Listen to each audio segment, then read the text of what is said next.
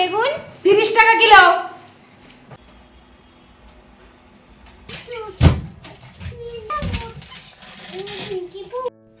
মণিমালাস ব্লগে তোমাদের স্বাগত আর অনেক ভালোবাসা। আজকে আবারও একটা ব্লগ ভিডিও নিয়ে তোমাদের সামনে চলে আসলাম। আগের দিন রাতে ঠিকই করেছিলাম যে পরের দিন যখন সকালবেলায় তাড়াতাড়ি উঠবো, যে কাজটুকু করার করে নিয়ে আগে ঘরগুলো পরিষ্কার করব। অর্থাৎ যেটুকু টুকটাক ঝুল পড়েছে সেগুলোকে একটুখানি চুল ঝাড়া দিয়ে ঝেড়ে দেবো। তো সেই জন্য দেখো নিজের ঘর দিয়েই শুরু করলাম প্রথমটা।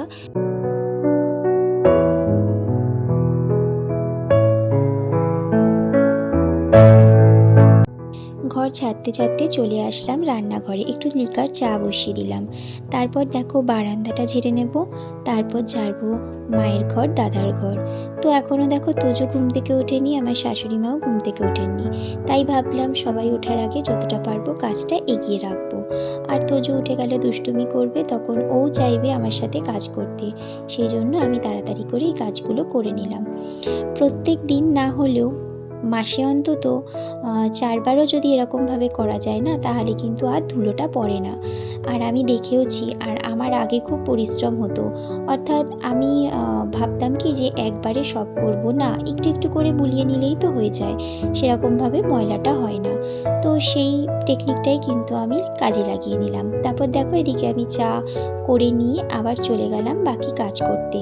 আর ওদিকে কিন্তু আমি জামা কাপড় কাচাটাও বসিয়ে দিয়েছি।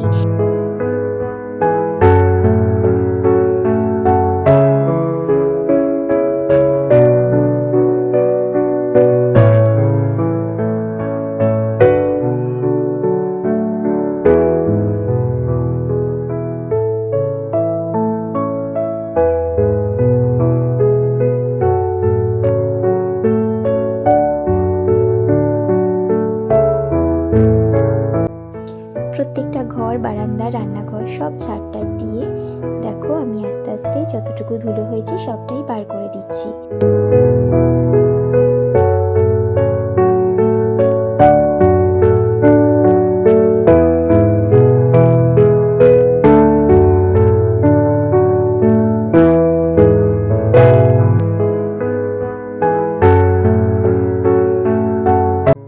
আজকে আবার ঘর ঝাড়তে ঝাড়তে চলে গেলাম আমার খাটের নিচে। অনেকটা দিন পরই কিন্তু গেছি। আজকে দেখলাম ধুলোটা খুব একটা পড়েনি। আমার তোজো সোনা তার একটা ইরেজার ফেলে দিয়েছে, আর সেটাকেই তুলবো বলে অনেকটা ভিতরে ঢুকে পড়লাম। বাপরে বাপ, ঢুকলে পরে তো আর বেরাতেই পারবো না, এমন দশা হয়েছে। তারপর তো কোনো মতে দেখো এরকম সেই বারণটা দিয়ে ওই যে ইরেজারটাকে নিয়ে আসলাম। এত দুষ্টু না, খালি খাটের নিচে এটা ওটা ফেলে দেয়, তখন না বার করতে খুব সমস্যা হয়। আর আমাদের খাটের নিচটা খুবই নিচু, ঢুকলে পরে বেরোনোই যায় না।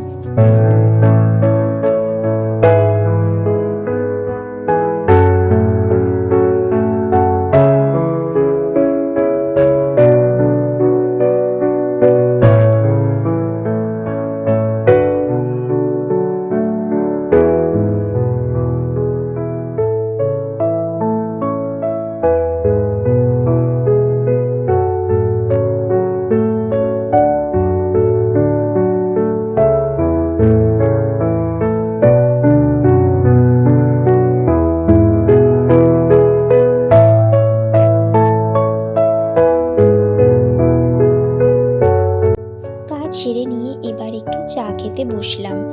এই চা খাওয়াটাই হচ্ছে এখন একটু তাড়াতাড়ি। তারপর টিফিন কখন খাবো সেটা বলতে পারবো না। টিফিন হওয়া থাকে, কিন্তু যেহেতু সবাই খায় না, একা একা খেতে ইচ্ছা করে না।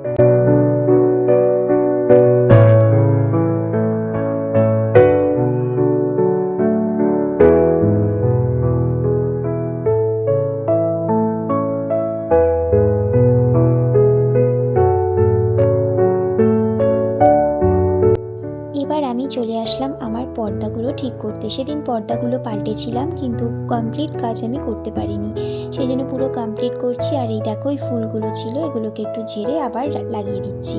আর পাতাটাকে সরিয়ে রাখলাম, যেহেতু সামনে আসছে ক্রিসমাস, যদি সেখানে কোনো কিছু সাজাতে লাগে সেই জন্য সরিয়ে নিলাম। আর তাছাড়া এই পর্দাটার সঙ্গে এই পাতাগুলো একদম যাচ্ছে না। এই পর্দাটা অতটা সুন্দর না হলেও শীতের জন্য কিন্তু বেশ ভালো, জানো তো, মোটা তো, হাওয়া সেভাবে ঢোকে না। সেই জন্য এটাকেই এখন আপাতত টাঙিয়ে রেখেছি, পরে আবার চেঞ্জ করে দেব।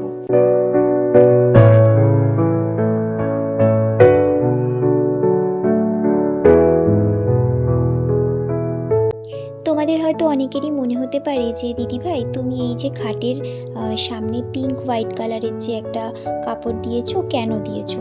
তোমাদেরকে বলে দিই, আমাদের যেহেতু এগুলো রড আয়রনের খাট, শীতকালে না যদি এরকম হেলান দিয়ে বসা যায় এতটা ঠান্ডা হয়ে থাকে, পুরো মনে হয় যেন কারেন্টের শক খাচ্ছি। সেই জন্য তোজো হওয়ার পর থেকে এই কাজটা আমি করেছি যাতে ওরও সমস্যাটা না হয়। ওখানটাতে একটা কাপড় ওটাকে সেলাই করে দিয়েছি। এবছর ভেবেছিলাম আমাদের যেমন মায়ের ঘরে সোফার কভার আছে সেরকম একটা কভার ওখানে বানাবো। দেখি যিনি বানিয়ে দিয়েছিলেন ওনাকে খবর দেব, আর ওই রকম কালারেরই বানাবো, শুধুমাত্র এই শীতকালের জন্যই, গরমকালে আর লাগে না।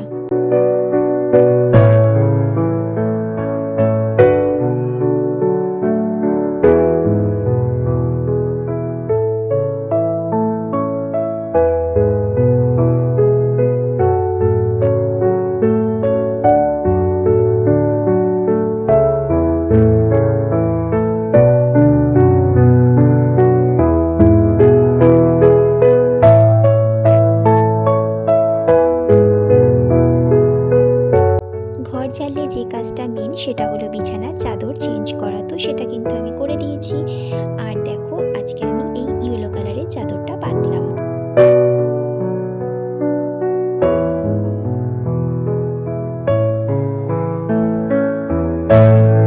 আজকে আমার এই ঘরের কাজের ভিডিওটা এই পর্যন্তই রাখছি। যদি ভালো লাগে তাহলে অবশ্যই কিন্তু তোমরা লাইক কমেন্ট শেয়ার করে দিও।